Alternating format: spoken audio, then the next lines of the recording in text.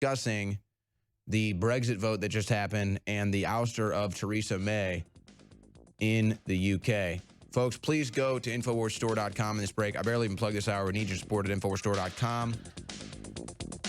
They're gonna have a big wave of censorship, folks, and InfoWars platform is going to be even more important so that voices can come on here and have free speech. So please support InfoWars, support free speech. Go to InfoWarsStore.com. Take advantage of the massive Memorial Day sale. You won't believe these savings at InfoWarsStore.com.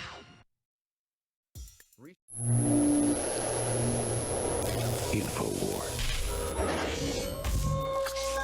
The most banned network in the world. This is CNN. You see Apple making these decisions, based on, if this is impacting us. Do you think that tech companies are in a position right now where they can self-regulate with some of these more sticky issues? Hi, I'm Tim Cook. I run the richest company in the world, and I pay Chinese slave laborers, $1 a day. I've moved Apple to China and given your iCloud keys to their government, and now I'm bringing Chinese censorship here to America and working with Google to do it. I mean, it's crazy. Do you think, it's interesting to hear you say that. Just having covered a lot of this over the last months, I keep coming back to this fundamental question, and you can tell me if this is too philosophical for you, but I come back to this fundamental question: do we as users just have to re-envision the idea of privacy? Is it a luxury at this point? Hi, I'm Tim Cook. The New York Times says, quote, I lead the moral high ground, that Apple, via Tim Cook, leads the moral high ground. So our company pays zero taxes in China, and we run slave factories, but I'm helping shut down free speech in America. That makes me liberal. One of the interesting points today, and I know this is an issue near and dear to you and to Apple, you guys created a Pride feature for Apple Watch. Just this morning, the Supreme Court ruled in favor of a Colorado baker who refused to bake a cake in celebration of a same-sex couple. As a leader in the community, as Apple has, continuously stood in front of LGBTQ rights, what's your reaction? Hi, I'm Tim Cook. I'm gay, but I don't say a word to China, even though I'm the biggest company in China, about how they execute gays.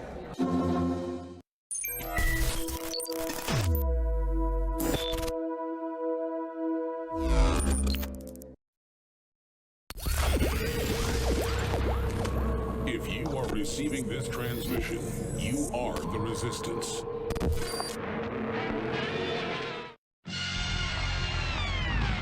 From the front lines of the information war, it's Owen Schroyer. You're listening to The Alex Jones Show.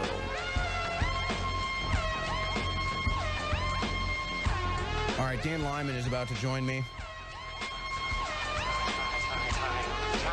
to talk about the Brexit, the Theresa May ouster. But first, Theresa May gave her resignation speech. I believe, yes, it's June 7th is the final day.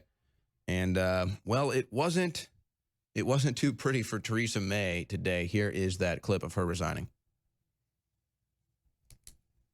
I will shortly leave the job that it has been the honour of my life to hold. The second female Prime Minister, but certainly not the last. I do so with no ill will, but with enormous and enduring gratitude to have had the opportunity to serve the country I love.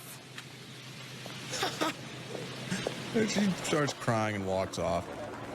Yeah. Well, Prime Minister... Actually, a lot of people are saying that the reason why she stepped down is because the MI6 and MI5 involvement in the fake Russian collusion narrative is about to come out, and she just doesn't want to be around. So they kind of just shuffled her aside. So there she goes. She didn't do one of those awkward dance moves off the stage, though. That's too bad. We could have used one of the worst dance moves in the history of humanity one more time before she finally resigned. But that Skeletor creature finally ousted. Or I guess will be June 7th. So what damage will she cause in the next 2 weeks? We'll find out. Here is Nigel Farage responding to the results of the vote. She said she would step aside as leader of the Conservative Party June the 7th, but remain as Prime Minister until a successor is chosen. Joining us now on the phone, Nigel Farage. All right, Nigel, Brexit has taken out 2 Prime Ministers. How many more do you think?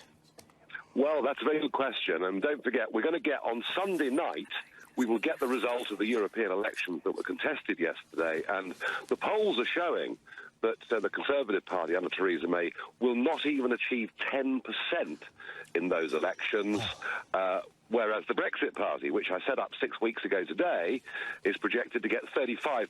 So you can see that in their millions, voters have deserted the Conservative Party. They've come to my new vehicle because they want Brexit delivered. So this then poses a very big question. What ticket does Boris Johnson run on? Is he going to be clear, unequivocal, about the fact we absolutely have to leave the EU this year? If he is, then, well, maybe there's someone there that we can talk to and perhaps do business with. If not, I think you could be witnessing the death of a political party that has dominated the UK for over 200 years. All right, Nigel, we'll leave it at that. Good luck in the elections, which are still taking place with the European Parliament. Get back to us soon about those results, Nigel, and we will talk to you later. Thanks, Nigel. See you soon. Bye. So this is the just absolute rejection of globalism worldwide. But you have to understand, if or when Britain leaves the EU is pretty much done, because everybody's going to want to pull out of the EU after that. Italy will want to pull out, Spain will want to pull out, and it'll just go on and on and on until you have nobody left but like Brussels and Germany. And that's why they can't have it, because the EU was the foundation of globalism by design. You bring in the EU, you use it as an example for the West to take nation states' sovereignty and take it from them as nation states and then give it to the larger body of a one government system in control of all the nation states. But you see, as soon as you vote to get out of that and people see it, they're going to want out too. That's why they haven't let Britain leave.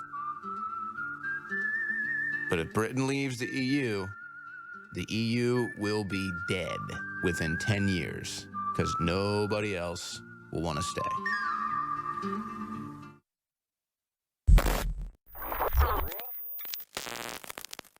Since the beginning, Secret 12 has been one of our most popular formulas. Now, we're bringing you an all-new version to help you reach your energy peak. Ultra 12 from InfoWars Life takes advantage of the most effective and expensive form of B12 available, methylcobalamin, to provide you with twice the B12. Ultra 12 can help make DNA, support the body's energy production, and help produce healthy blood cells while assisting proper nervous system function. Take advantage of the superior form of B12 and head to InfoWarsStore.com today.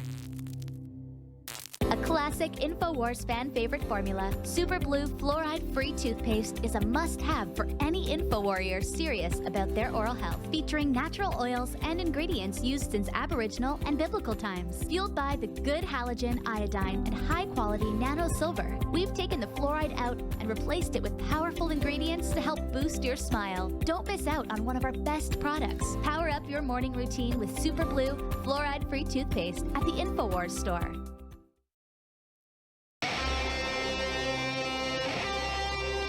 The answer to 1984 is 1776. You're listening to The Alex Jones Show. And now, your host, Owen Schroyer.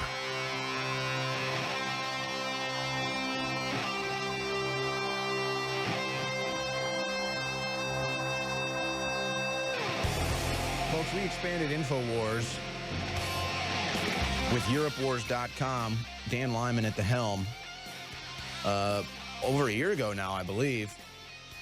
And that's what we do here at InfoWars with your support at InfoWarsStore.com. You know, Alex Jones doesn't buy private jets. He flies commercial. Alex Jones doesn't have a bunch of exotic cars. He has some American-made cars. And Alex Jones doesn't line his pockets with all the money that you flood us with, he builds the InfoWars platform. He hires Dan Lyman. He expands to InfoWars Europe. He has Paul Joseph Watson expand to Summit News. He hires me to host the War Room 3 hours a day from 3 to 6. He has the morning show, the David Knight Show, morning for 3 hours, whole crews on each of those shows. So that's what you get when you support us at InfoWarsStore.com.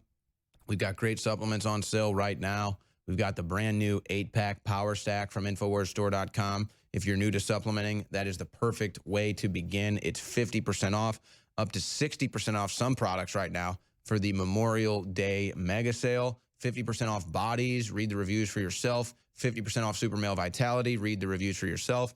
It's all at InfoWarsStore.com, and it's your support there that makes everything we do here possible so that we can hire people like Dan Lyman to cover the news going on in Europe and then bring them onto the show to discuss it. So Dan Lyman joins me now. The latest poll shows Europeans strongly oppose mass migration, EU's handling of crisis.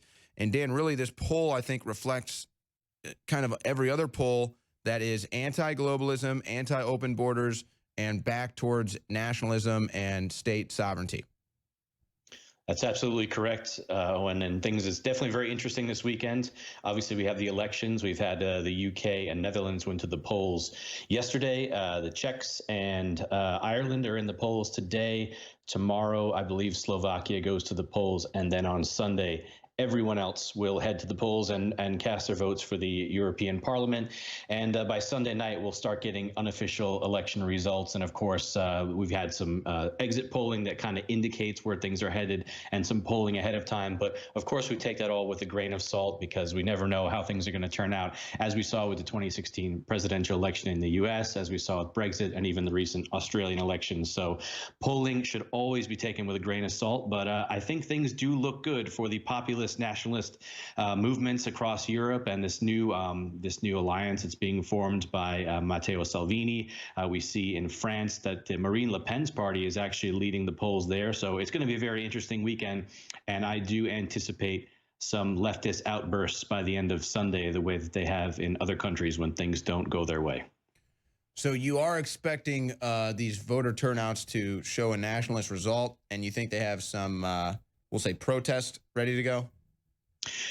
Protests is certainly possible. Today we have protests going on in Switzerland and Germany. Actually, they call them climate strikes. So in my town and across Switzerland and Germany, and probably some neighboring countries as well, we have some pretty radical environmentalists out just chanting for climate justice.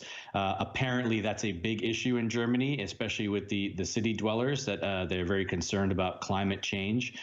So maybe that could sway the votes in Germany, certainly. But I don't think that that's as big of an issue continent-wide as the press would like people to think that it is. When you're looking at these elections, what countries do you think will be the first ones to go nationalist?